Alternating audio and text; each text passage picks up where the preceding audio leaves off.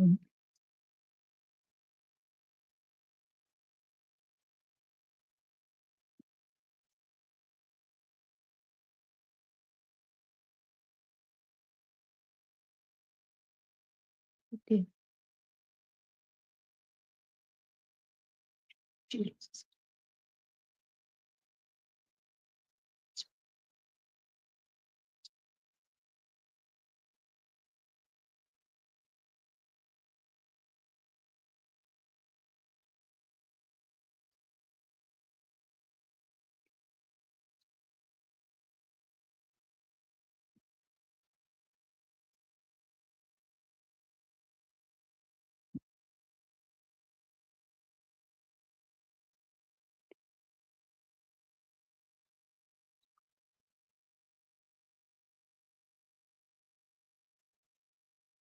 श्रुतिस्मृतिपुराणानाम् आलयम् करुणालयम् नमामि भगवत्पाद शङ्करम् लोकशङ्करम् सदाशिवसमारम्भाम् शङ्कराचार्यमध्यमाम् अस्मदाचार्यपर्यन्ताम् वन्दे गुरुपरम्पराम् वसुदेवसुतम् देवम् कंसचाणूरमर्दनम् देवकी परमानन्दम् कृष्णम् वन्दे जगद्गुरुम्.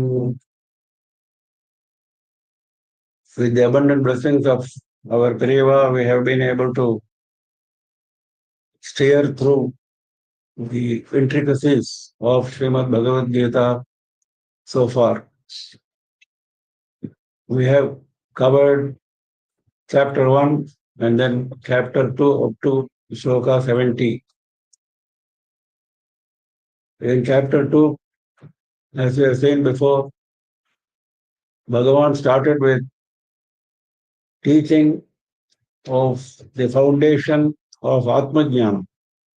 Then he went on to talk about Swadharma, the importance of Swadharma, because Atmajnana is going to come only after you perform your karma properly. So the reference to Swadharma came. How the Swadharma should be performed if you are really intent on Atmajnana? That was the Karma Marga. Then this gave rise to a question on part of Arjuna as to what are the characteristics of this Sthita Prajna, the Jnani who has reached the highest peak. Now, in this context, while describing the characteristics, Bhagavan has been at great pains to establish that this state is achieved only and only by renouncing all desires in complete form. Renouncing all desires. And he has gone into the details of the psychology of the mind, how the mind works, how the mind controls the sense organs, how the mind controls the temptations that arise out of sense objects, etc., etc. In various ways, he has explained these various concepts. Now he is going to conclude this chapter with these two shlokas.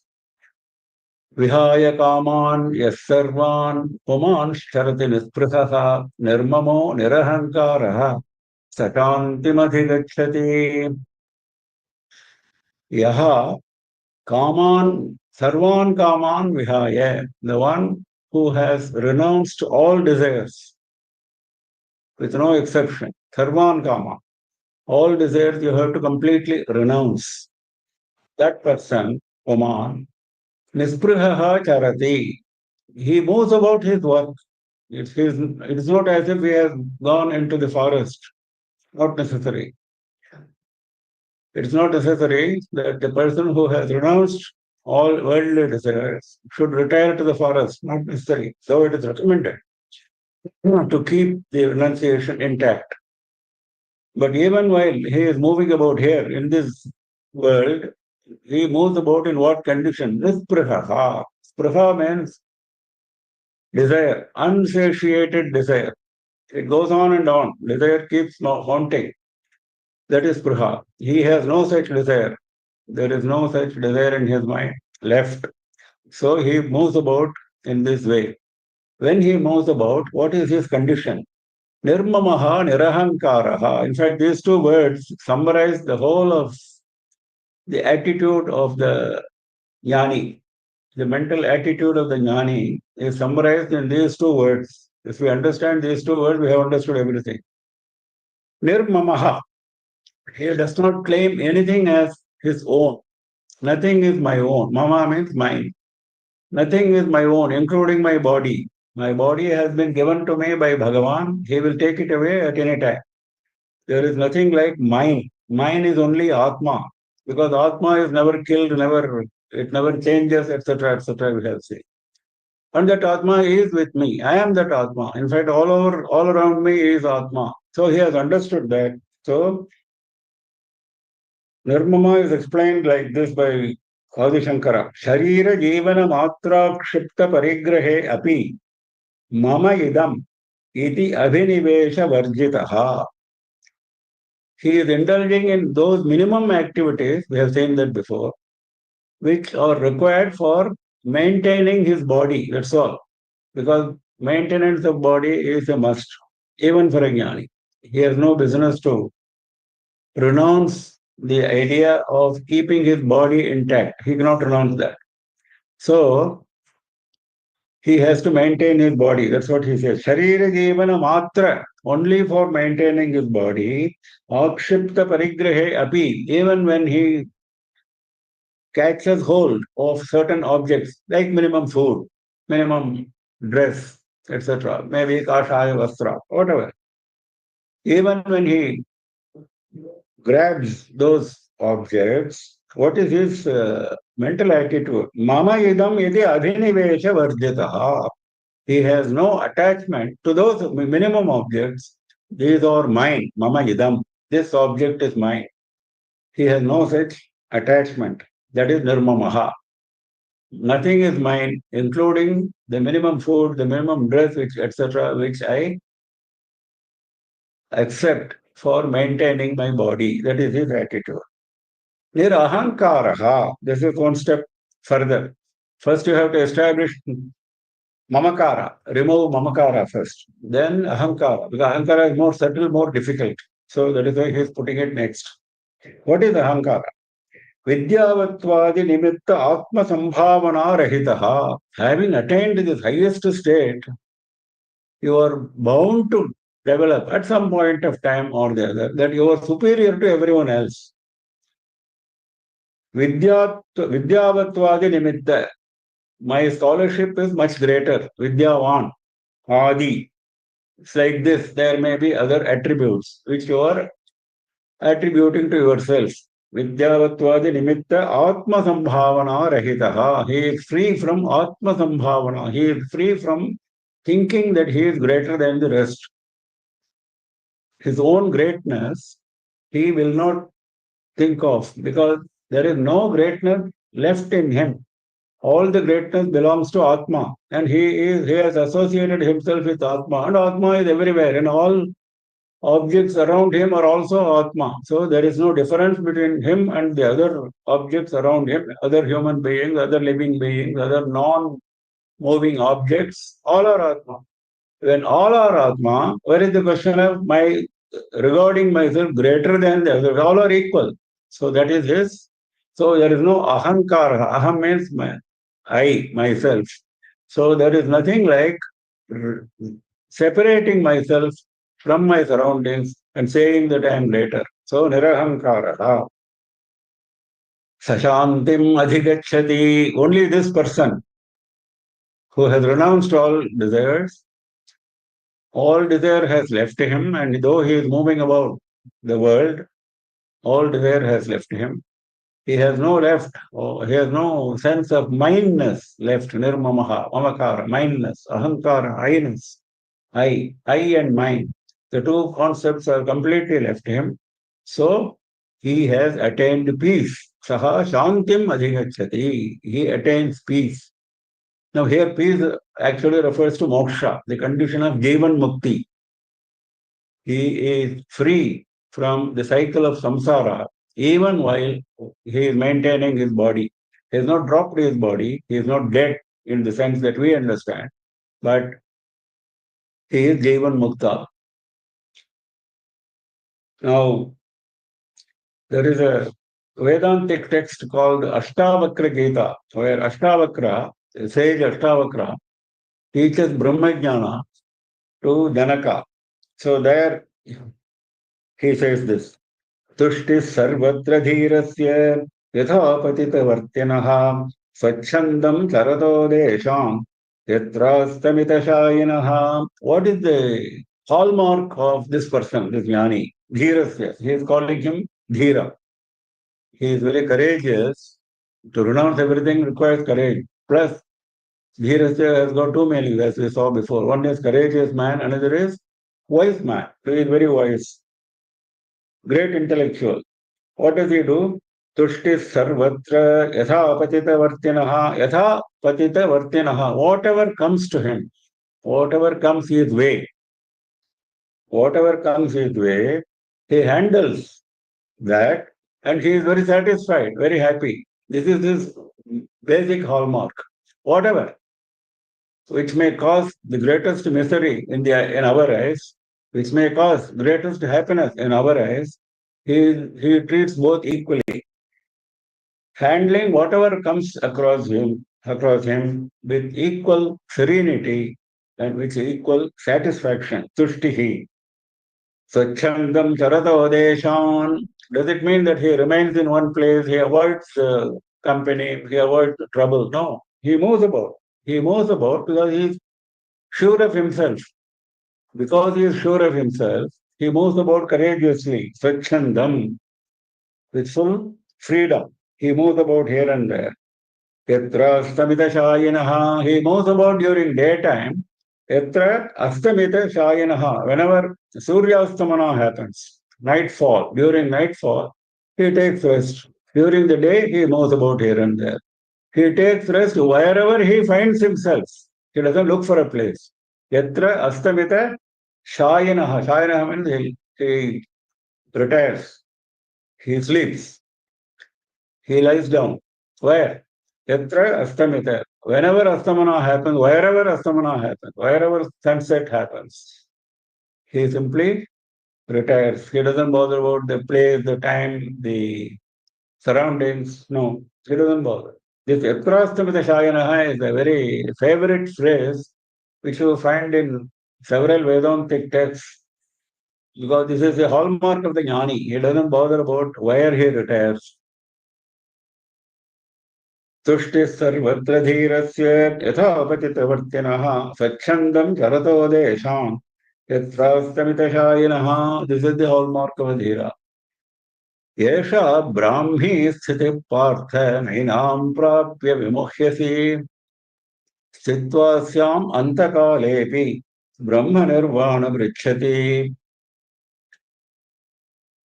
Hey Partha, son of Pritha, son of Kunti, Yesha Brahmi Sthitihi. Whatever I have described so far, this is Brahmi Sthiti. That means getting established in Parabrahman. This is the state of being established in Parabrahman. That was your question. What is Sthita Prajna? I have answered that question. He is Sthita Prajna. This is the condition of Sthita Prajna, state of Sthita Prajna. Brahmi Sthitihi. Now, Brahmi Sthitihi, Shankara interprets like this. Sarvam karma sanyasya brahmaswarupena eva avasthanam. Sarvam karma sanyasya. He has no activity to be performed. He doesn't perform any activity, as we said, except for maintaining his body. All other activities he performs in matter of course, as we said. Whenever something comes, he comes across something, he handles it. That is the activity. But there is no intent. So that's why he says, Sarvam karma sanyasya. Brahmaswarupena eva avasthanam. He himself behaves as if he is Brahman. Brahmaswarupa eva. He is none other than Brahman. That is the state in which he finds himself. That is the Brahmi sthiti. Yenam prapya na vimuhyati. Once you have attained that state, he is not deluded again. Enam prapya, having attained the state, na vimuhyati, he does not get deluded again. getting deluded again is the hallmark of ignorant people, because we have not attained that level of jnana which is being described here. Even if you advance on the spiritual path, even if you have attained some jnana, you are bound to be deluded again and again. We have seen that before, how the mind functions, how the sense organs function. We have seen so many slokas. That is why he is saying that. But this man, having reached the pinnacle, he does not get deluded. Sthitvasyam antakalepi brahma nirvanam richati. Here he is bringing a very beautiful new concept in this half sloka. Last line, what he says is, Antakalepi stitva asyam. Antakale api, the last moment of your life. You have been advancing spiritually, but you didn't reach this peak which has been described so far. But you have reached it at the very last moment of your life. When you have your last breath, at that point, you have reached this state. Asyam sthitva, having reached this state, having been established in this state, even at the last moment, Brahma Nirvanam Brichati, he attains Brahma Nirvanam. Brahma Nirvanam means, Nirvanam has got a meaning of liberation, that is, quietening or extinction of all worldly matters, that is called Nirvana. And attaining Brahma, Brahma Nirvana. Complete detachment from world and attaining Brahma. That highest state, he attains. Brahma Nirvanam Richati, he attains. Because even at the last moment, even if he attains the state, that state is guaranteed for him. He does not come back to the samsara. This is a great attractive statement which he makes here. Now, this does not mean that you will wait for the last moment, because this cannot happen to anybody who has not trained himself. It is obvious. In fact, it doesn't need any explanation. Bhagavan is going to explain that in a later chapter, how one has to train himself to reach this state. I mentioned the story of Jadabharata in one of the earlier sessions. A great king who became a great jnani, a great Atmajnani, Jadabharata. When he was in a forest, he saw a young one of a deer taking birth, and then the mother deer died, and the young deer was helpless. He went, and this is what happened to the sage. He went and took that deer in his hand, and then he reared that deer. And during that process, he developed a great attachment to the deer, the great Atmajnani. And years passed, he could not bear any separation from the deer. Look at the delusion, the moha. Navimuhyati, we said. He got into that moha state. And then at the last moment of his life, he left. Arre, I am leaving this deer behind. What will happen to this deer? I was caring for this deer all along. So he became a deer in the next life. Look at the fall. A great sage falling to the state of a deer from the Atmajnana state, which we have been seeing in all these slokas. This happened. This has been described in Srimad Bhagavatam. It's not an imaginary story. This is a recorded history. He became a deer, but because of his abhyasa, because of his practice, he remembered all that happened in his previous life. So he was able to cut short his deer life, and he was born again as a Brahmajnani. Earlier he was a Kshatriya king, now he was born as a Brahmana, as a Rishi. And here he was careful, because he remembered everything. He was extremely careful. That is why he was known as Jada Bharata. He was behaving like a Jada, like a person who has no feelings, because all his feelings were centered around Atma. For external purposes, if you look at Jnanis, they are being described in our texts as Balavat, Unmattavat. They will behave like a child, they will behave like an intoxicated person, etc., etc. Because we don't understand them. So that is what happened to him. That is why he was described as Jada, inert man. And then finally, of course, he attained moksha.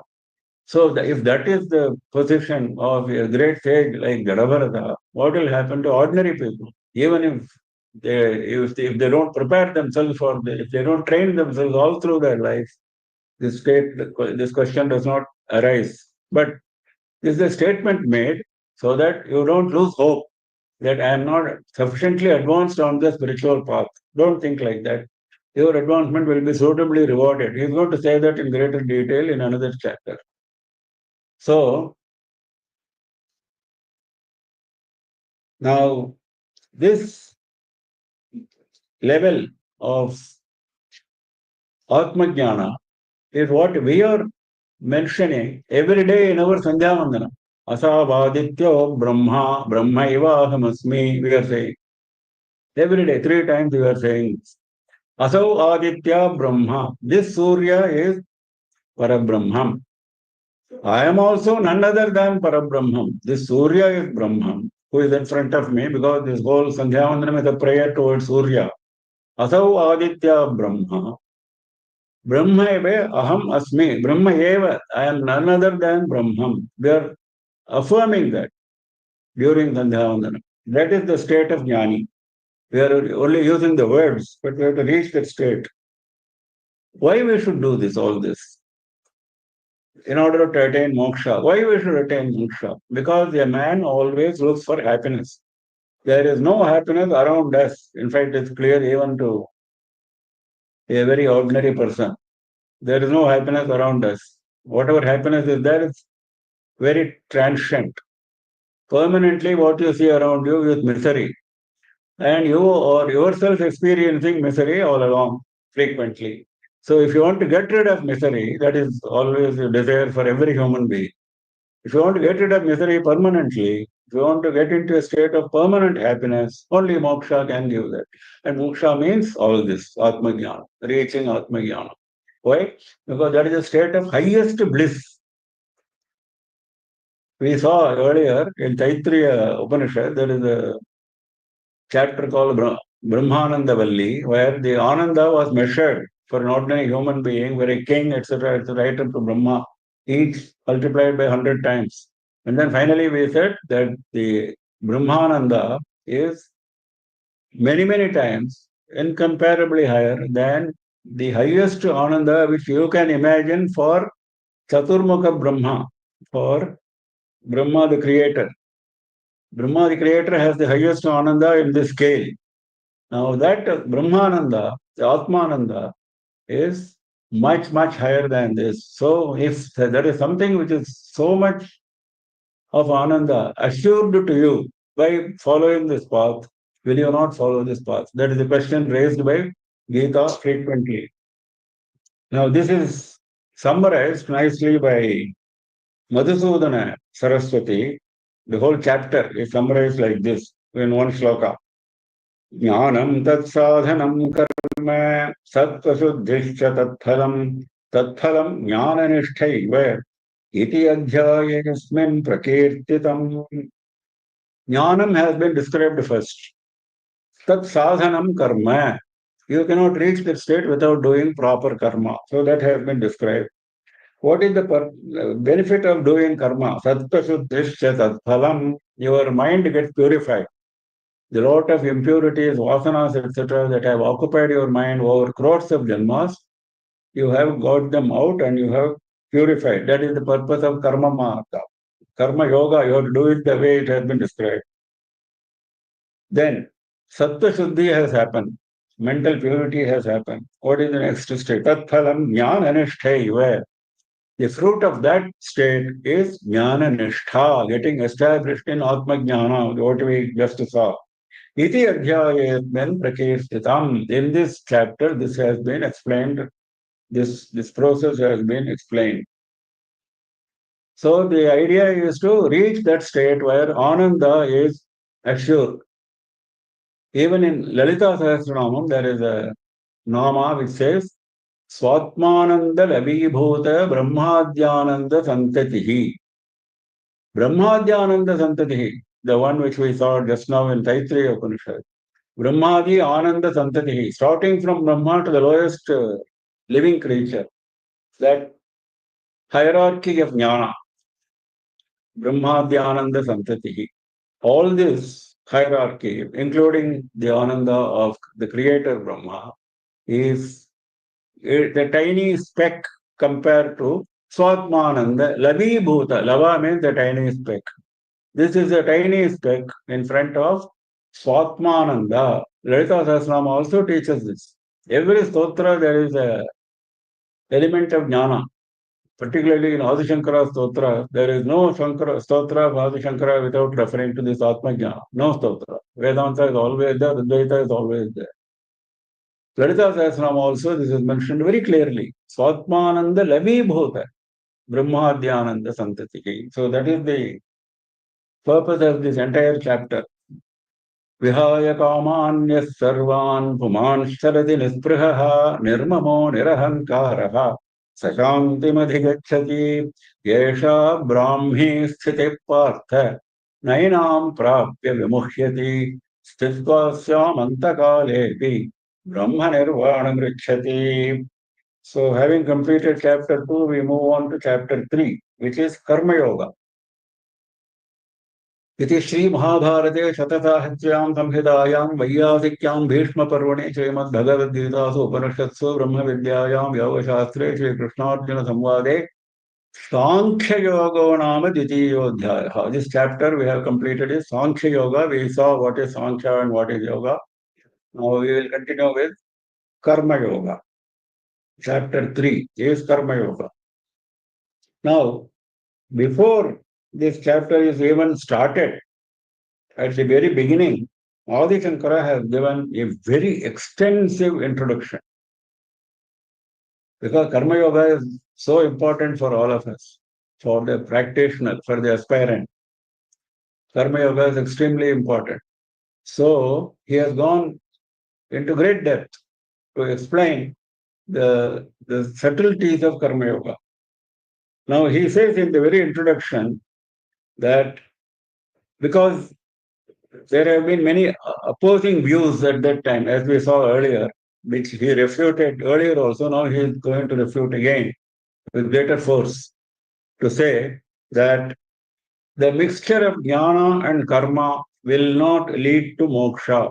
You have to abandon karma, then only you will get moksha. Only jnana will give you moksha. This concept, karma vishrita jnana, is completely opposed by Advaita philosophy. You have to drop karma, but you don't drop karma. Karma should drop on your own. If you have reached the state of jnana, karma will drop on its own. But you must understand that it's only jnana. Jnana devahi kaivalyam. So this point, many arguments of the opponent he takes up, he debates, he disproves, and he goes into certain very subtle arguments, subtle points, which we will touch upon in the first few shlokas. We will have occasion to touch upon them instead of touching upon them at the very introductory stage, because then it will be more easy to understand, more relevant to those shlokas. So we start with the shloka, first shloka. First shloka is Arjuna's question. Arjun उवाच ध्यायसि चेत् कर्मणस्ते मता बुद्धिर्जनार्दन तथ्यं कर्मणि घोरे मां नियोजयसि Keshav.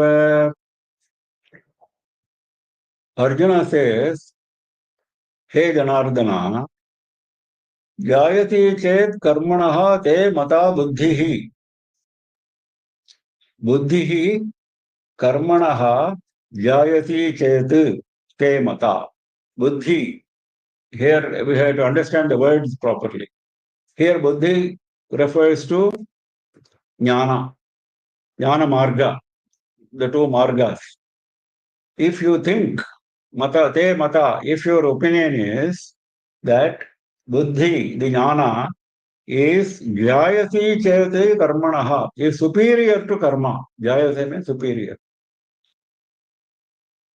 If you think that jnana marga is superior to karma marga, because that is what it looks like you have been saying, though both have been described by Bhagavan in chapter 2. But the impression one gets, even for us, even for the reader of the chapter, he is praising the jnani, he is praising the jnana marga throughout. Whereas he praises karma marga, no doubt, but very little. This praise is nothing compared to that praise. That is what he is now saying. If your opinion is that jnana is superior to karma, then tatyam karmani ghore mam niyodesi keshava. Hey Keshava, why are you niyodesi? Why are you engaging me in this terrible karma?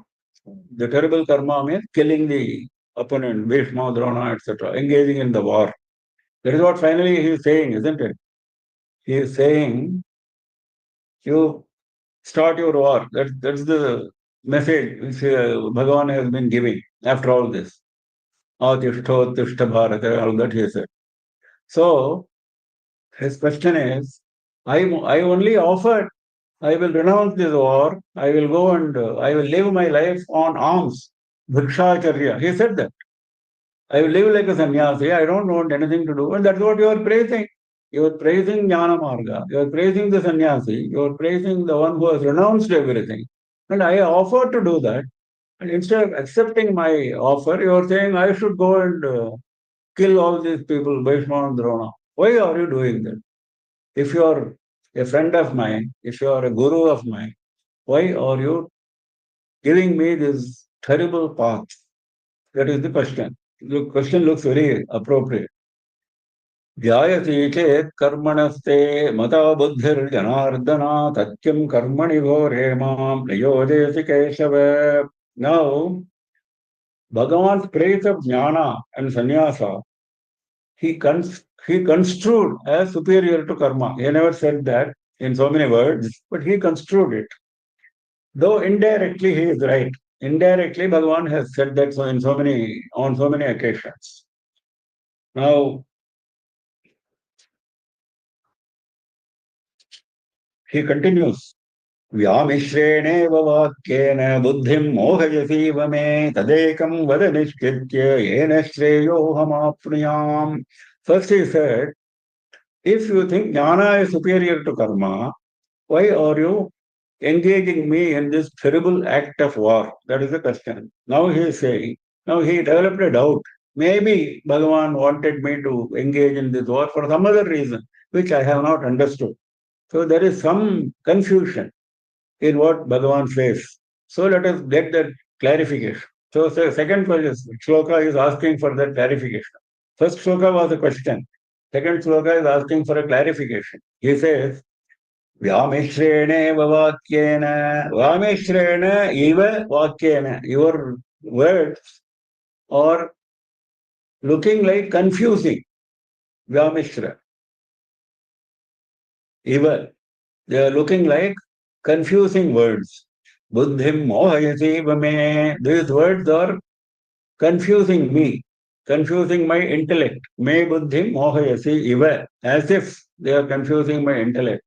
I cannot say they are confusing me because that will be an aspersion on the Guru. If you say directly in front of the Guru, having said earlier, I am your disciple, Shadhyamam Tvam Prapannam, all that having said, now if you say, Arey, you are confusing me, that is not correct, isn't it? So that is why he is using Mohayati Iva, as if my intellect is getting confused.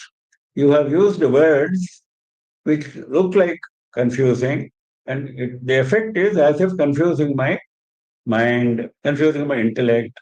Tadekam vada nishchitya yene shreyohamapniyam. Tat, hence, under this circumstance, ekam nishchitya vada. You tell me one course, which is final, nishchitya. That is jnana and karma. Engaging in war and renouncing and going as a sannyasi and living on alms, which I myself offered. So both are open to me. Now you tell me what I should do. Give me the final course of action. Only one. Don't confuse me with two options. He thought that Bhagavan has mentioned both as options. He has not mentioned both as options for him. Karmanyevadhikaraste. He has told clearly, your right is only to karma. but he has not understood that because of the way the whole thing was presented. So he thought there is some confusion. So he says, give me one course of action. Ekam, don't tell me both. Yena shreyohamapniyam. That course should lead me to Shreyas, not prayers. Spiritual advancement, not material advancement, because he has already denounced all this Rajya, etc. Arjuna has done that already. I don't want this Rajya, I don't want all this. Having killed so many people. Rajya Sukham, I don't want. He has said all that. So that is prayers. Spiritual advancement. I must become spiritually advanced. Is it possible by killing all these people? Will I become spiritually advanced? You tell me that clearly. Don't confuse me. This is the clarification he wants. Now here,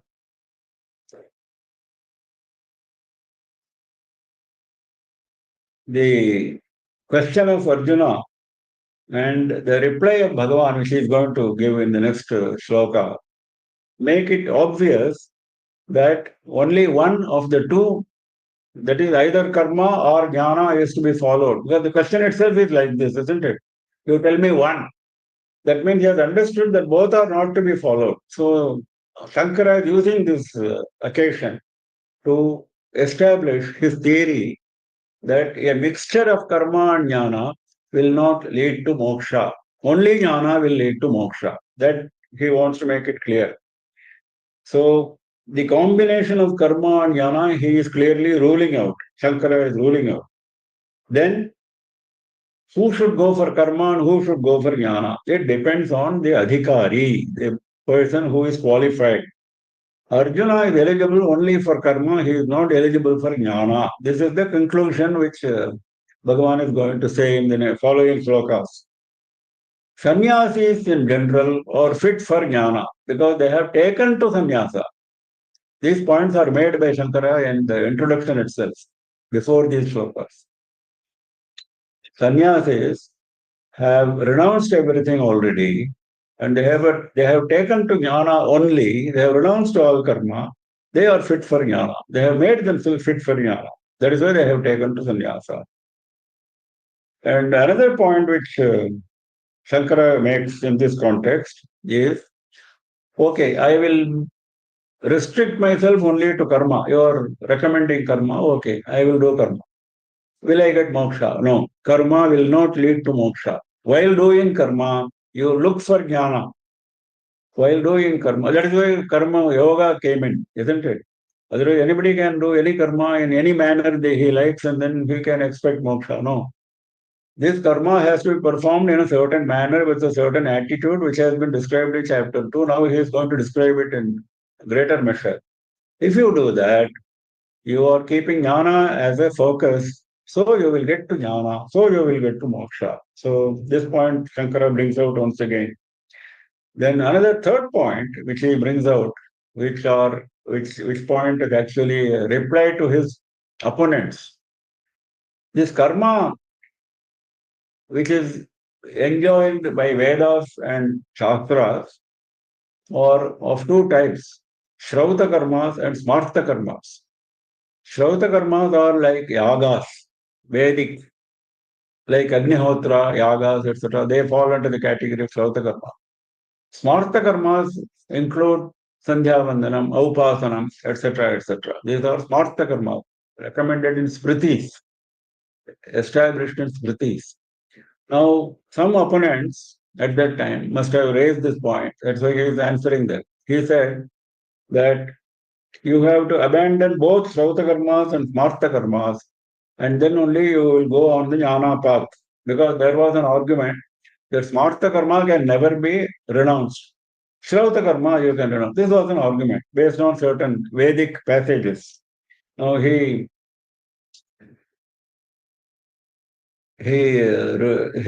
refutes those arguments by quoting from Veda only, from quoting from Veda from various passages of Gita, subsequent passages of Bhagavad Gita, he quotes and he establishes that no karma, whether it is Shrauta or Smarta, is required for a jnani.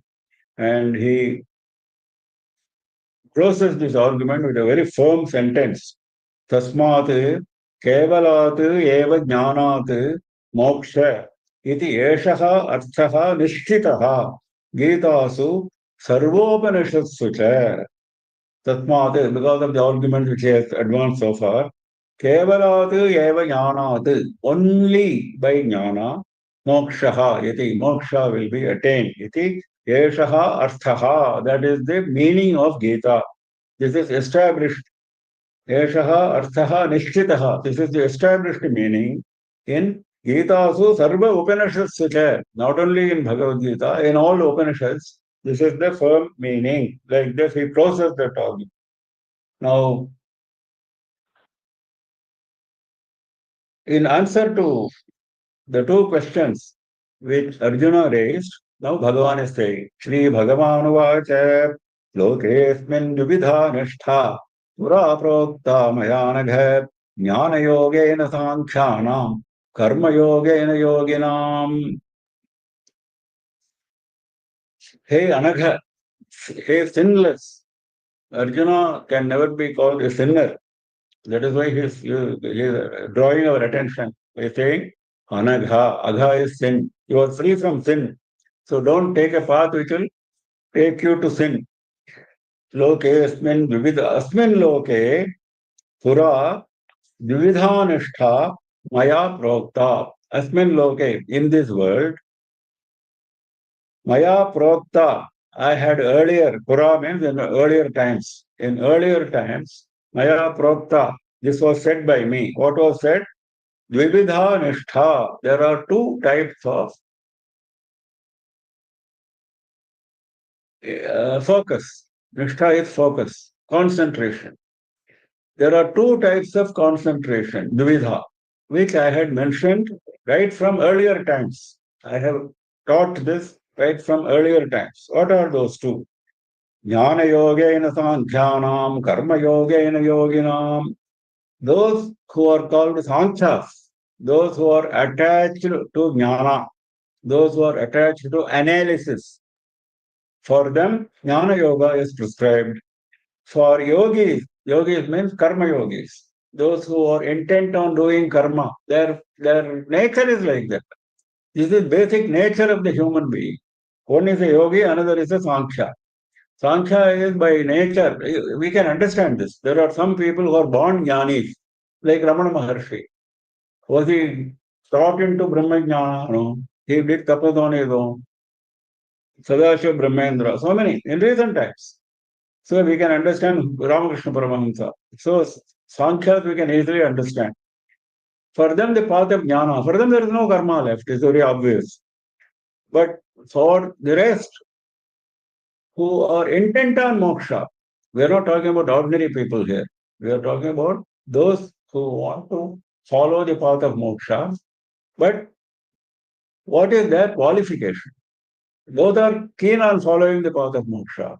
One is qualified even at birth. So he is a Sankhya, so he takes to Jnana Yoga. Another is not qualified, but he wants to follow, so he has to follow Karma Yoga. Karma Yogena Yoginam. Yogi means here one who wants to perform karma, whose nature is to perform karma. So these two paths have been set by me right from earlier times. Pura.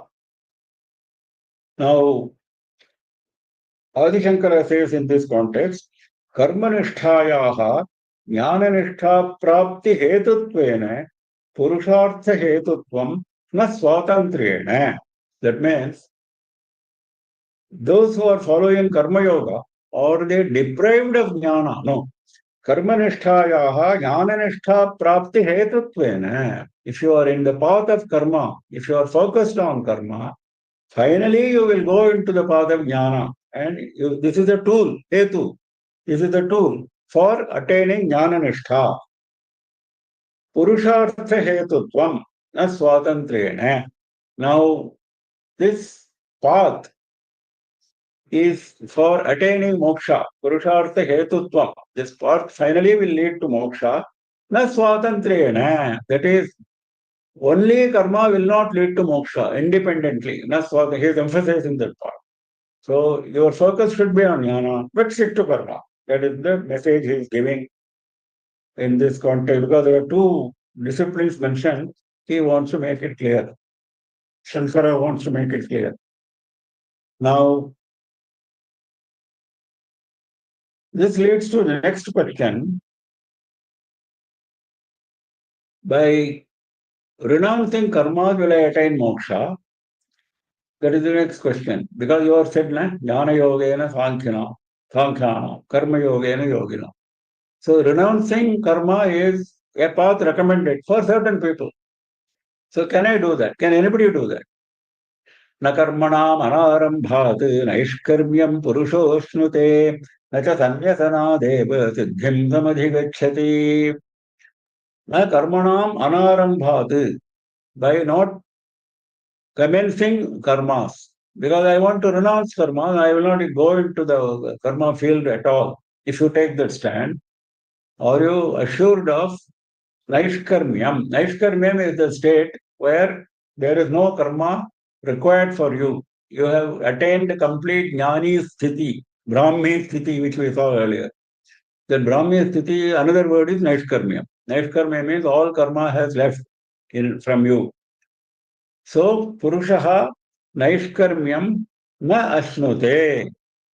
The man who has not commenced the karmas, he is not assured of this Naishkarmyam, na ashnute. He does not experience that Naishkarmya state. There is no assurance.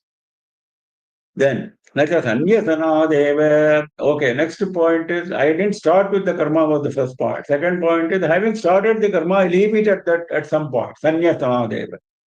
The first can be interpreted as Shankara interprets, a brahmachari going into sannyasa marga.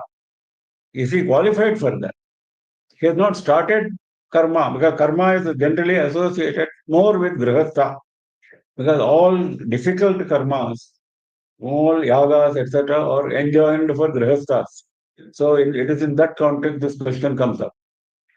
So by not starting those karmas, by remaining a brahmachari, lifelong brahmachari, or going into sannyasa from brahmachari state, am I assured of moksha? No. Because your mental makeup does not suit you. That is the answer to that. That is why he is saying, Naishkarmyam Purushaha na ashnute. Similarly, having started, now having got into a grihastha life, having started all this paraphernalia of yagas, etc., one day I decide, enough is enough, I will become a sannyasi. Am I assured of moksha? Nacha sannyasana by dropping all these karmas and becoming a sannyasi, siddhim na samadhi gacchati. He does not attain siddhi. The final attainment of moksha is not assured for him. Why? Because he has left in between. Karma marga should be followed right up to the end till you become fit. This is like a fruit. One commentator gives the example of a fruit in a tree. When it is in a raw stage, it is karma.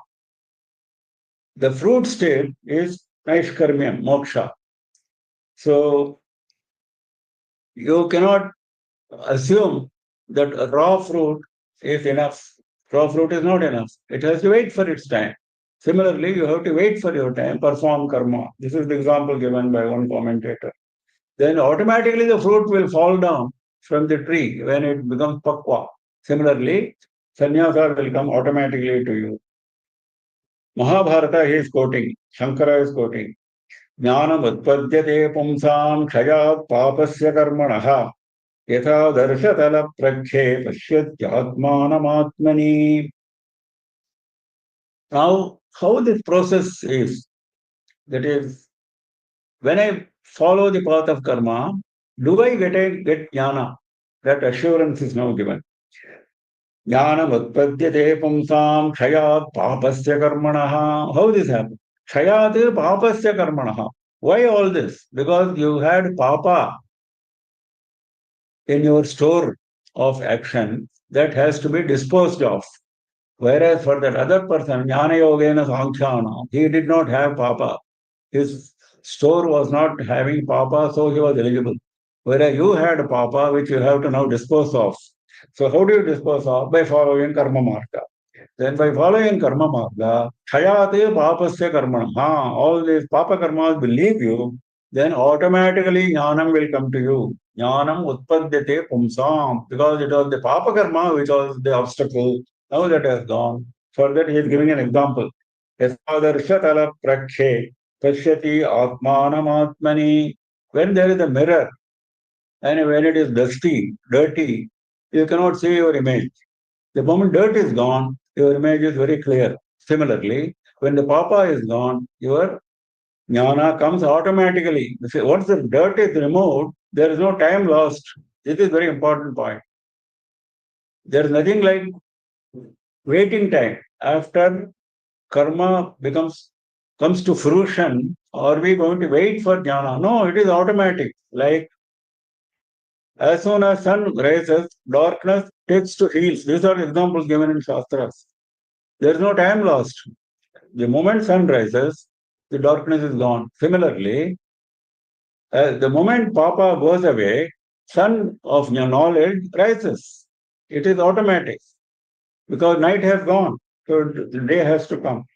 Similarly, if the dirt is removed from the mirror starts reflecting immediately. There's no further effort required.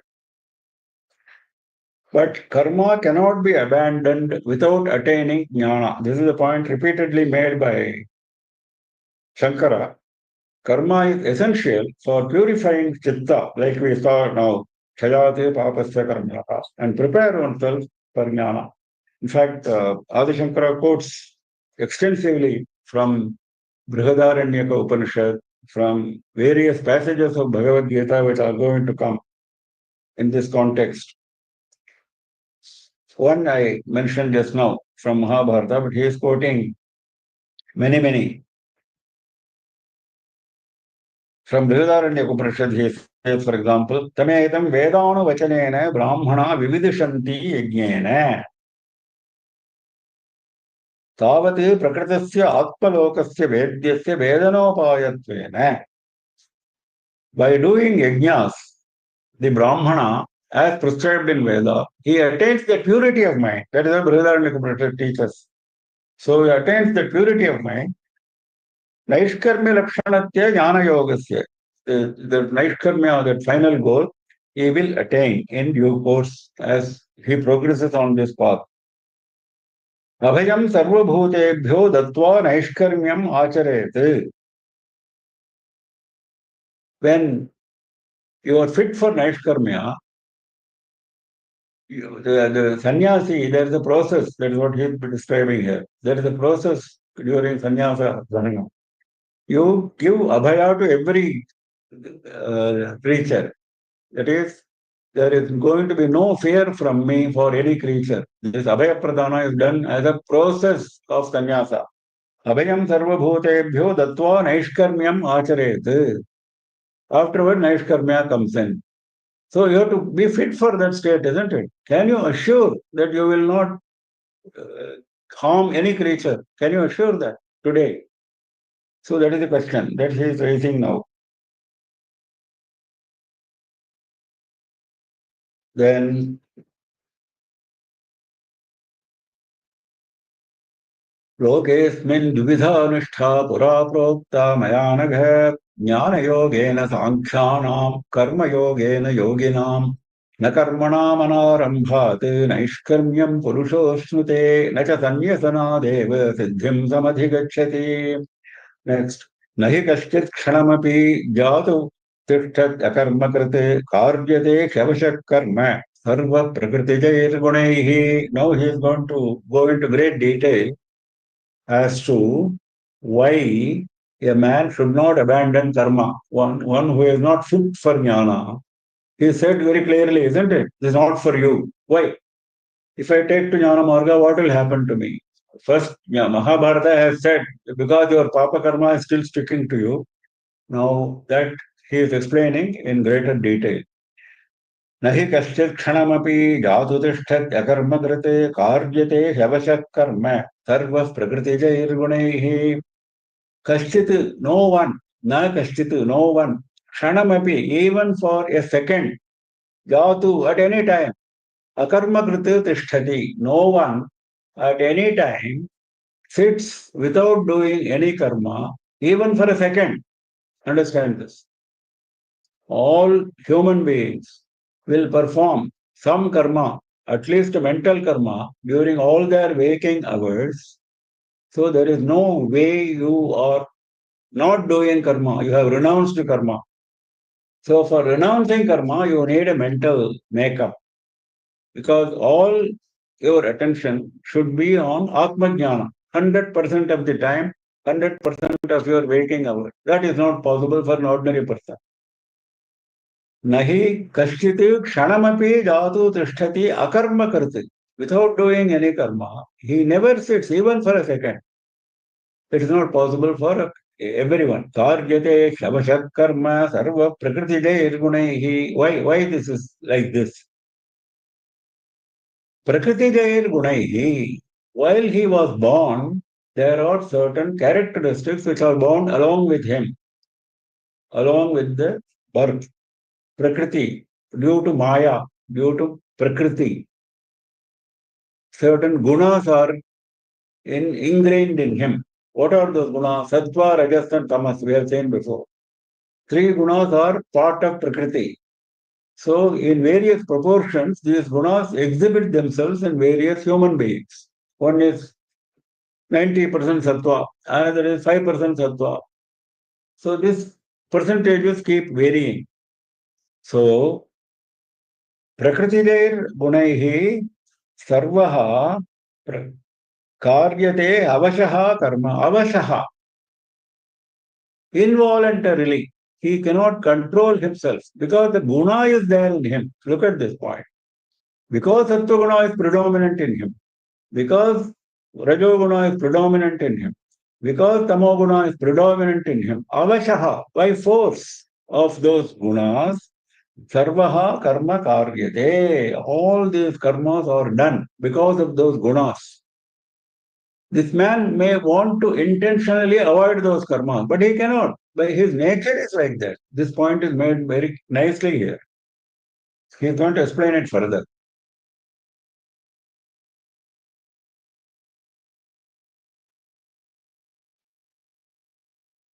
Of course, we are talking about those who are in the path of Karma Yoga. That Shankara is making it clear.